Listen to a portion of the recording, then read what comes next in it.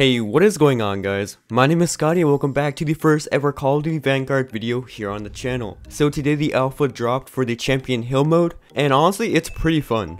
This game definitely feels pretty smooth. The movement could be a bit better, but overall, the gameplay, the gunplay, the mechanics, and everything in between are pretty good. But if you're a controller player, this game will be really hard to get into if you do not have the right controller settings. So what I'm going to be doing in today's video is going over the settings that I use to improve my gameplay, my audio, my visuals, and everything in between. So make sure you guys go to your settings and get ready, as I'm going to show you guys some of the best things to change in this game to improve your overall Vanguard experience. So let's start off in the controller settings. For this, the first one would be the horizontal and vertical sensitivities. Now this one I would recommend keep it the same as you do in Cold War, Warzone, and all of those kind of games. So usually I keep mine around a 6 and a 7, so I do that for this as well. And same thing for the ADS sensitivity multiplier. You can always choose that based on your personal preference. It's a lot harder to recommend what setting to use for these sensitivities because everyone's preference is different. For the button layout preset, I always recommend stick and move if you do not have a SCUF controller, and even if you do have a SCUF or an Elite or anything like that, stick and move is usually one of the best ones to go to because what it does is replace your melee with your jump mantle buttons. So you'll be jumping by pressing the right stick and meleeing using your X or your A button. This is a lot more helpful because your thumb will still be on the aiming joystick while jumping, so you don't have to lose that accuracy by having to jump.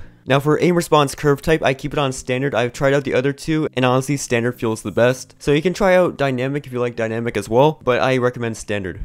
Now for controller vibration and trigger effect, this is more specific for PS5 controllers. I keep both of these off because I feel like when you have vibration on, it throws off your game a bit, and trigger effects are never a good thing because you always want to be able to press your triggers as fast as possible. So with the trigger effects, it's going to be a little harder to get those trigger pulls fast enough to get the first shots out. Now onto gameplay, the one I can recommend here is the target aim assist mode. Now you can choose between Vanguard, Precision, Focusing, and Legacy. Personally, I think Legacy is the best one, as I feel it's a little more accurate and a little stronger. But if you don't like the Legacy one, like what the Black Ops series has, you can always go for the default one. The default one's not bad either, but personally I think Legacy just feels better for this game. Now onto action behaviors, the one I'd recommend you to change first is the slide behavior. Normally it's on hold, so you'd have to hold your circle or your B button to get the slide. So if you want to do the slide cancel and stuff like that, you have to change it towards tap. Personally, I think tapping is a lot more effective than holding it, but if you do prefer holding, that's up to you. But personally, I would say tap is a lot better. And now onto graphics. Since the alpha is for PS5, you can have the ability to turn on your 120Hz refresh rate. Overall, this just makes your game a lot smoother, makes the gameplay smoother, and just makes the game feel like a next-gen experience compared to it feeling like an old-gen experience. So definitely turn this one on, especially if you have a good monitor, and it'll always be a great experience. Next is going to be camera movement. Now put this one down to 50%, that's the lowest you can go. Basically what it does is make your camera shake less when you're in the game, so if explosions go off, if you're running, if you're jumping, or anything like that, your camera will shake a lot less, so you'll have a lot more accuracy and you'll be able to see things a lot better. Now for world and motion blur, I always keep these off. It's always better because you can keep seeing people easier, everything will be more precise, and you can always keep your focus a lot better.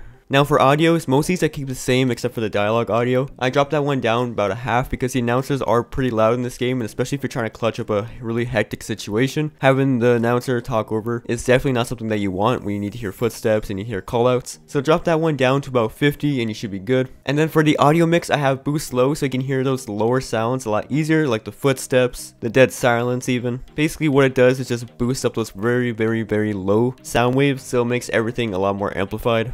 And I think personally this is the best choice for the audio mix. So guys, these are the best settings right now for Call of Duty Vanguard's alpha on the PS5. Once the beta comes out, I'll probably update this video because I feel like they'll add a lot more for the settings. But regardless, I hope you guys did enjoy this video and it's well found and informative. Let me know down below if you have any settings that I should implement to make this game even better. I'm always open for advice to see how I can make this game the best as possible. But with that said, if you guys did enjoy today's video, make sure to hit that like button and stay tuned for all things Call of Duty here on the channel. I post all things Cold War, Warzone, Modern Warfare, and Vanguard. So if that's something you're interested in, make sure to stay tuned. But with that said, I'm going to end the video here, guys. My name is Scotty, and I'll see you guys in the next video. Have a great day.